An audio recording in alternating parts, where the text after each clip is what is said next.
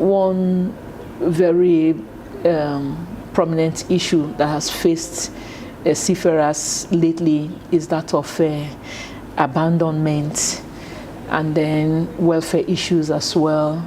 We also the COVID problem that came, and the impacts are still there. And seafarers have complained that they have been feeling the heat so much. I know you're a ship owner, and it's like on the other side of the divide, but I used to be a seafarer myself. Good, that's why I'm asking. You're a captain.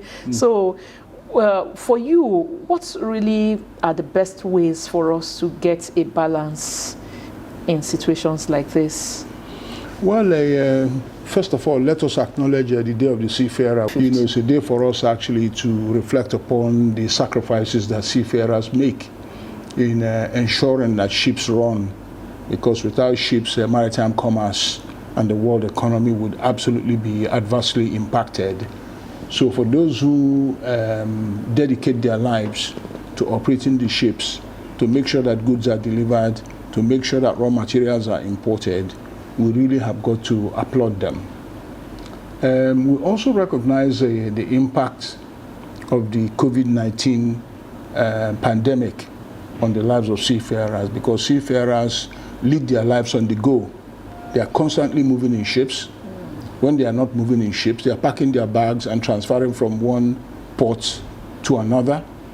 And so when you have a pandemic, which no one can say that they have prior experience of, and they cannot tell you, this is how we dealt with it the last time, then it creates huge challenges in terms of what people will do. How would you change seafarers? Because seafarers don't have to reside on a ship for an indefinite period of time. They are there for a specific time, and they are supposed to go into port. They're supposed to change. But now we have protocols that actually effectively restricts people from moving. So it has created great difficulties. We hear terms like abandonment, but I really can't imagine that anybody would deliberately want to abandon seafarers and to say, well, the devil take the hindmost. No, that's not the case at all. People were absolutely trapped. People didn't know what to do. And I'm just happy that by the grace of God, we now seem to have a panacea for this absolutely horrible pandemic by way of inoculations that people are taking. And also the numbers are going down and the deaths are absolutely scrolling down. So it might well be the case that in the very near future, we would now be seeing normalcy. Seafarers can once again do the job that they have traditionally done, supporting world commerce and supporting the well-being of the people of the world. Okay, that's great. Now let's move back home to the Deep Blue project that NIMASA just inaugurated the other day. How, in your view, do you think this will boost the maritime activities in the Gulf, in Nigeria and the Gulf of Guinea? Yeah, I mean, basically what it is that Nigeria has gone a step further than most nations in terms of setting up a budget, in terms of making provisions for combating some of the maritime terrorism that we have heard about, you know, piracy, armed robbery at sea, hijacking of ships and all of those things. I think that the fact that Nigeria has done that, and once the news travels and people now understand that Nigeria is making a very serious investment and a very serious effort to sanitize the circumstances of the maritime trade in Nigeria, then people will have greater confidence in being able to send their ships over here. And one benefit which we expect that we will get is the issue of the war premium, because it's really very controversial. People have asked in the past if the war premium is really worth it, or if this is really a ruse to charge Nigerians and Nigerian consumers more money than they should be paying for the goods that they are importing or exporting. So once we have made these investments, we can now point to it and say, well, you did declare Nigeria a warlike area. We have invested in aircrafts, we have invested in ships, we have invested in helicopters, we have invested in personnel and processes, and we hope that this would make it safer for trading vessels to come in and out of Nigerian waters. And for that reason, there is absolutely no need for you to continue to charge this war premium, because in the final analysis, whatever charges are imposed will be borne by the consumer of the goods. The cost do not stay with the interim transporter. It goes to the person who eventually takes delivery of the goods, because you would have to tally all the costs that you have incurred and then pass it on to the person who consumes the goods.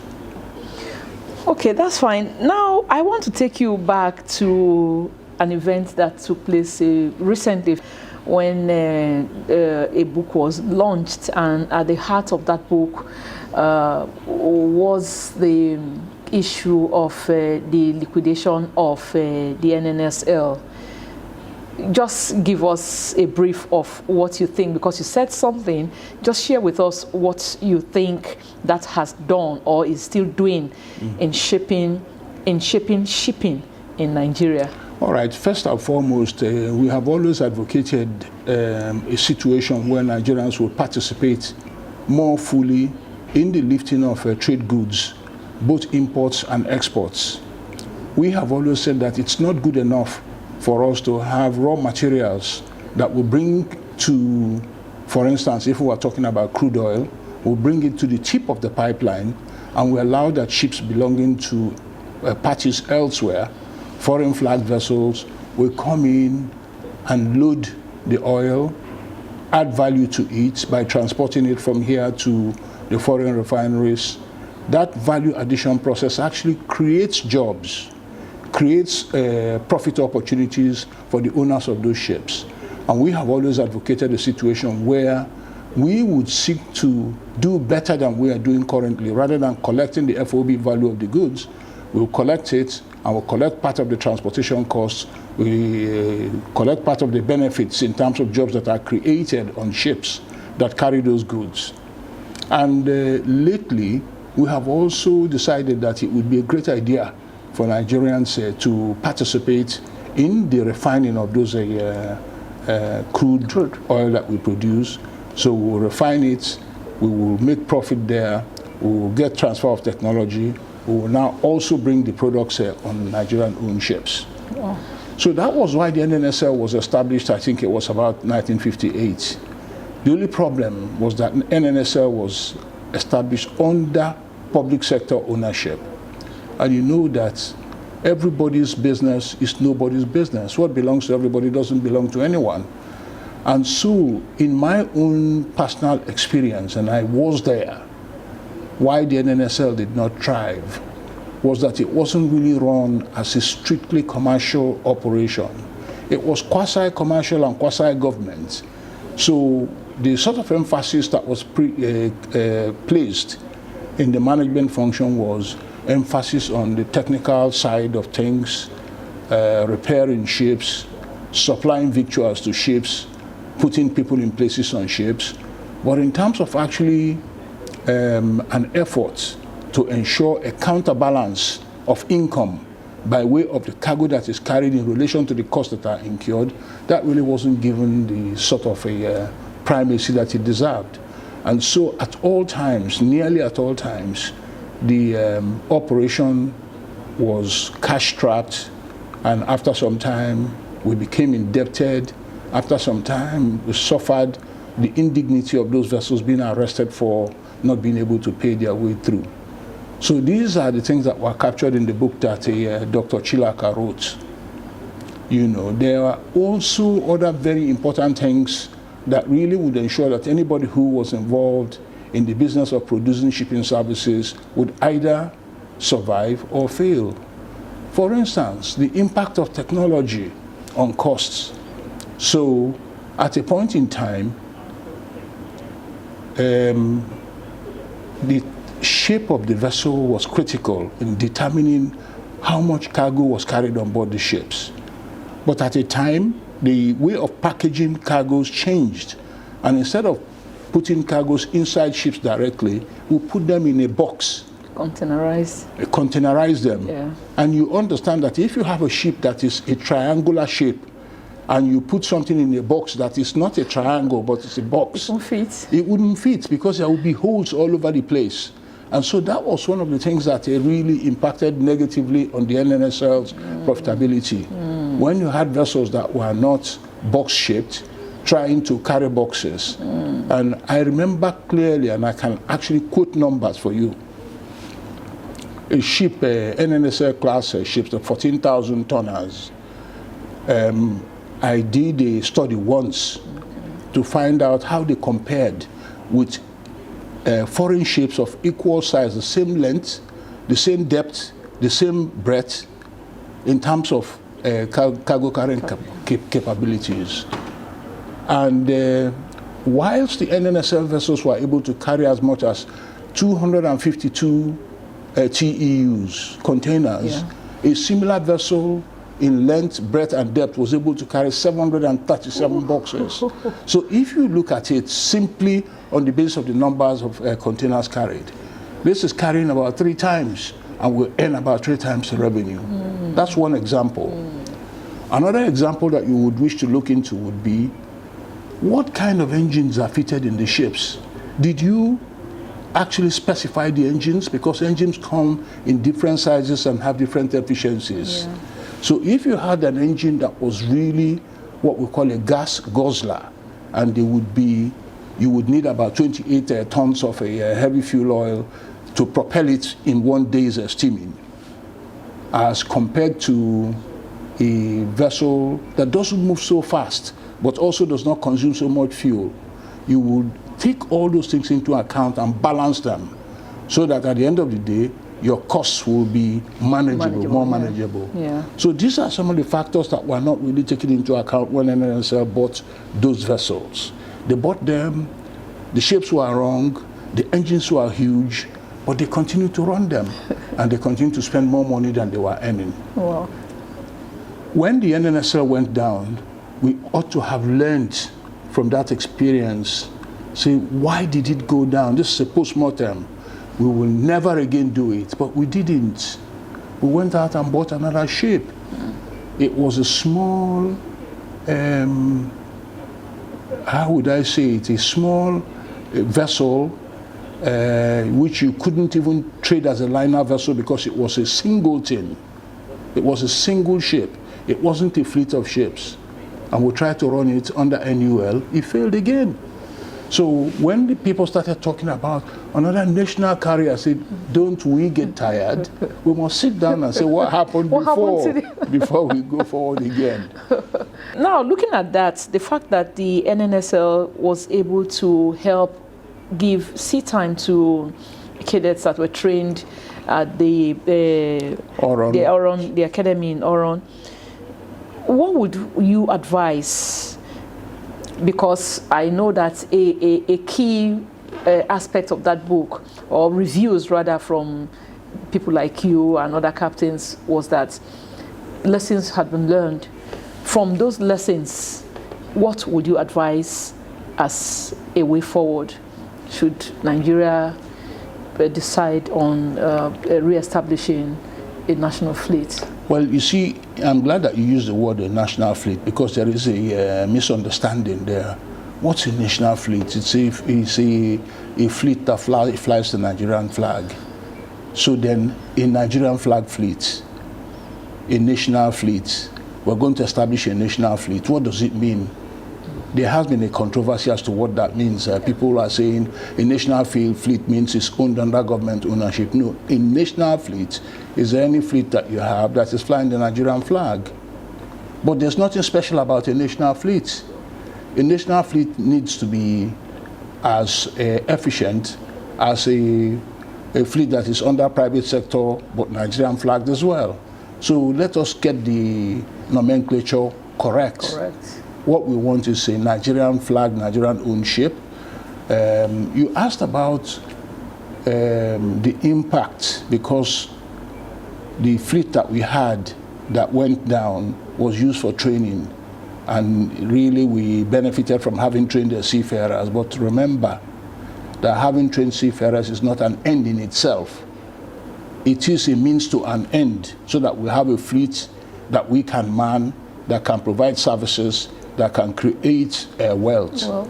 So every time people talk about Oron is a very good place, but they must try and see what it does all the way through. Because if you train to the point where somebody comes out and then there is no job, there is no sea time, what did you do all that training for? You must be able to foresee where those people are going to work. You must be able to have talks with people to say, if we produce these guys, we want you to be able to give them jobs.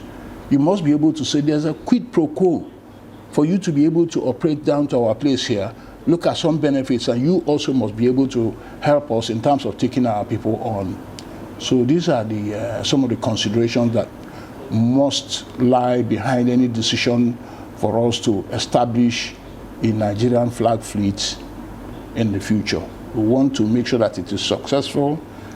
It isn't one that there are discontinuities. It must be continuous all the way. People are trained. They have a batch where they can practice their profession. We have customers who will buy the shipping services that are produced. We have revenues that will be earned, and then the cycle just continues and continues and repeats. See, this issue about a sea time that people continue to talk about, I have told it to you before. The sea time that you require is sea time on a trading ship. There is no such a thing as sea time. Maybe Oron has a training vessel and you go on board the training vessel to go and acquire sea time. It doesn't work, because what you're doing is you're doing coastal navigation just to learn how to use all those equipments on board. But in terms of actually logging sea time, you have to be on a proper ship that is trading. And you serve your time on there. Can you kindly give us an update on your modular refinery project? My modular refinery project is on course. Okay. You know, we've been at it for well over 4 or 5 years now. What surprised us is the time that it has taken. But what we know is that we never sat back at any one time to say we're not working. We've been working continuously. So the way we answer any questions as to how long it's taking, that is the time that it takes to do these things. I'm aware the DPR came recently. Yes, they came down to see exactly what we were doing. Now you, I'm sure, read reports of what they thought about what we were doing. There's so many things that are happening, you see, because whilst you are planning to build a refinery, rules and regulations change. And people cannot say, rules and regulations have changed, but don't worry about it, you're building a refinery, continue. No, you must factor in those changes into what you're doing. So if it means going back to review your process design, you will do it, so that whenever your refinery comes on stream, it isn't obsolete from day one. So at this point in time, there are new regulations with regards to the contents of sulfur impurities in fuel oil. You must take that into account. And what that means actually for people who are in the business of trying to develop refineries is that it will cost you more to install the necessary equipment. In fact, there has been questions as to whether existing refineries, if they are retrofitted with some of those things, will they be competitive? So these are all questions that you really have to grapple with. And there also is a question that policymakers should be aware of, so that they know the difficulties that people encounter. But the major problems that Nigerians will have really is money to develop those refineries. They are very expensive.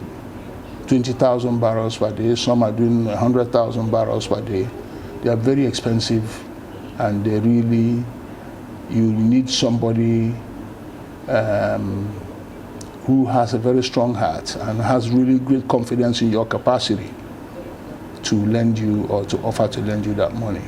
But it would also help if the government, knowing fully well that if Nigerians break into this business, would absolutely open up the Nigerian economy, if government could stand by them in terms of incentives that can be given, incentives in terms of the rate at which crude can be sold to people, availability of crude, the rates, currency in which it is sold, and also standing by them publicly to say, yes, we know these guys, we've really reviewed what they're doing, we know they're doing well, and you can support them. Just standing by them. So, oh, that's federal government standing, that's Capt. Iheanacho standing. That is absolutely going to be very helpful. Okay. Let's kindly get your voice on this problem that seems not to go away so quickly. The Apapa roads, the gridlock is just ever there. And is it that we can't find a solution?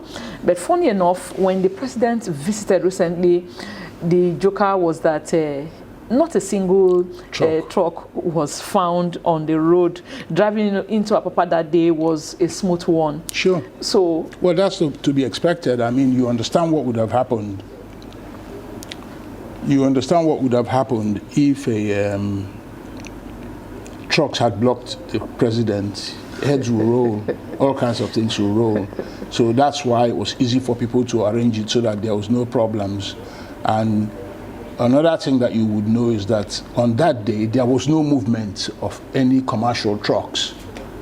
So we could lose the benefits of that productivity for those days. But as soon as Mr. President goes back to Abuja, then we are back to work. Again. But on a long-term basis, I think what it takes is planning. Planning for so many containers that will come in, planning for the rate at which the containers go out, planning for the possibility of building, and I've talked about this so many times, buying up properties along Creek Road, you know, all those obsolete properties, destroying it and building proper terminals, you know, planning for infrastructure in terms of additional roads. There's no reason why Liverpool Road cannot be extended through Ajegunle and to go straight to Mile 2. All of those type of planning and execution, of course. Needed. Okay, thank you so much, Captain Iheanacho, for spending time to speak with us at the Marina today.